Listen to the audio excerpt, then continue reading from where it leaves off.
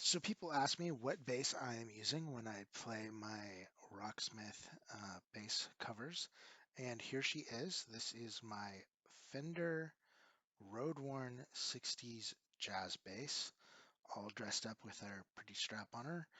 Um, this was an impulse purchase. I was, just cruising around eBay looking for good deals and ran across a seller selling it for just drastically low prices.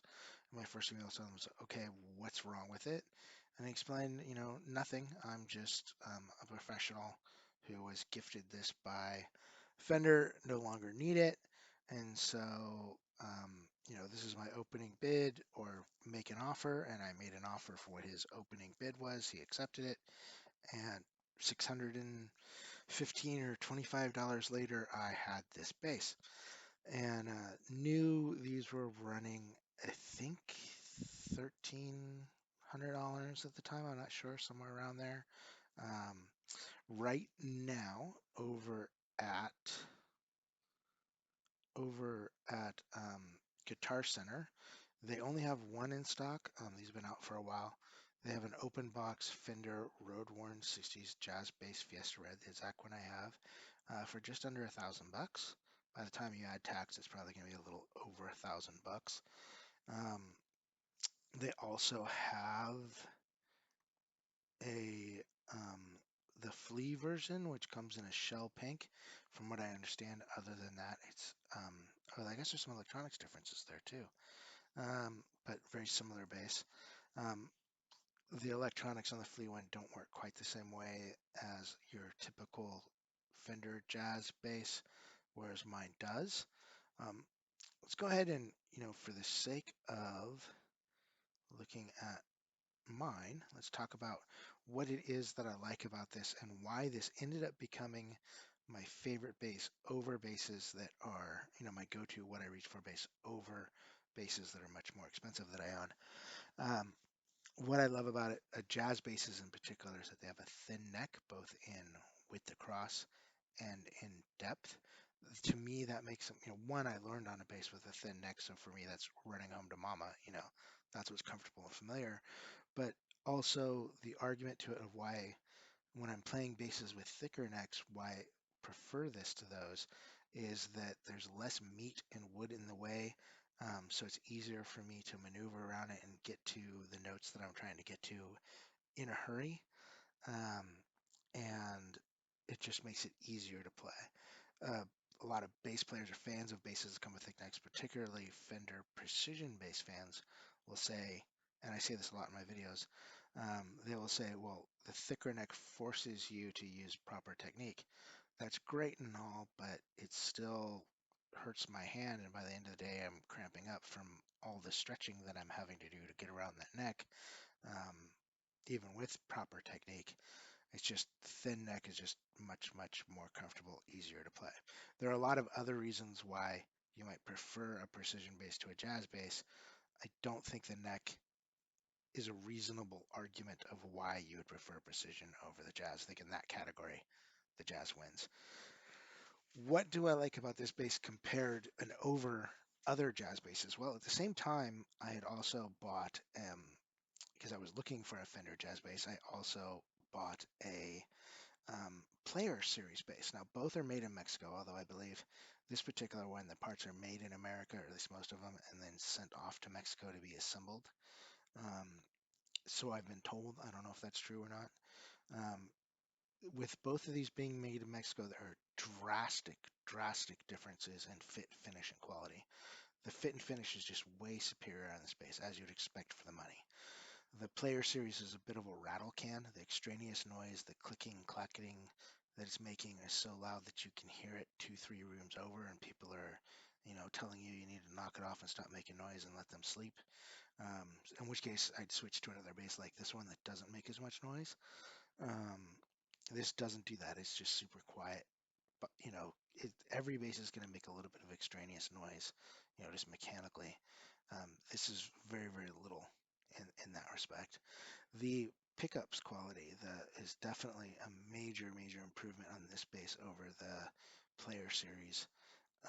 These are deep, and to describe them into something that everybody's familiar with, you take, like, chocolate candy bar. If their base was a chocolate candy bar, this would be the dark chocolate with maybe a little bit of coffee mixed in for, the bitterness and deepness and darkness of it. Um, Whereas the other one would be a very, very, you know, not quite white chocolate, but not quite milk chocolate either. It's just much brighter, much higher toned, nowhere near as deep, rich, dark, and, bassy. Um, Now, I don't know if that's because it's meant to sound like the 60s era bass, and that's the way they were darker and richer back then, or what. But as far as jazz basses go, this is the deepest, darkest, richest I've ever seen. And it has a wide variety of tonal range too. I mean, just way more variety of tones that you're capable of getting at it than the Player series. Um, Everything is aged, including the metal, which could be a pro or a con, depending on how you feel about it. I could have cared less either way. I like it, and I also see why people don't. But it's character, it's mine. The the sounds that I get out of it outweigh anything cosmetically, and plus I kind of sort of like the cosmetics of it. So for me, it's kind of a cool factor. I like that I don't have to be as gentle with it, right? When I'm putting it away, I don't have to, after 3 hours of playing, care if it accidentally bumps into something because it's just gonna look like it came that way anyways. It's already got that all over it. So that's nice. And I can't exactly abuse it, but I don't have to baby it either. Um, Something I disliked at first, now I'm indifferent about, is that it has reverse tuners, meaning that you turn them in the opposite direction to tune it. That took a lot of getting used to at first. Now when I pick it up, I know which way to tune it. But when I pick up my other basses, because I play this so often, I end up turning those in the wrong direction and have to correct myself. I think that's the way they were in the 60s thing. Um, what else to say about it? One difference between this, now some American bases, the first level and line price range of American bases have this same feature, and that is that the strings are not passed through. They don't go all the way through the body. Um, they are held in place at the bridge. So the bridge bolting down, that's a stress point right on there. And so on some very, very high end bases like well, some Fenders, the higher end of the Fenders, the professional line of the Fender, American Fender mades, the American made professional line of the Fenders, not I don't even know what they call their standard series where it's made in America, but it's not quite their pro line.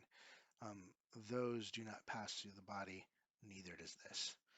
Um, I would have preferred it just from a looks and quality standpoint if it had passed through the body. But honestly, I don't notice any difference from functionality when I'm playing it. So if that matters to you, okay, spend another 500 bucks and get the ones where the strings pass through the body. So anyhow, that is it on why I like this bass. Again, fit and finish everything, from the fretwork to how low the action is to, and then again, mine was owned by a professional who definitely, put some work into the setup. So who knows if they come out of the box with as low action as mine. It's very low. It's not quite as low as my Music Man Stingray, but it's very, very low with no fret buzz whatsoever. Um, Very fun, very fast bass to play. Absolutely love it. So there you go. That's the bass that I reach for most often when I'm making my Rocksmith bass covers. Hope you like the video. Please like, share, subscribe. It helps us. And I'm sorry that this wasn't a video where I'm playing and showing you how wonderful and amazing I am.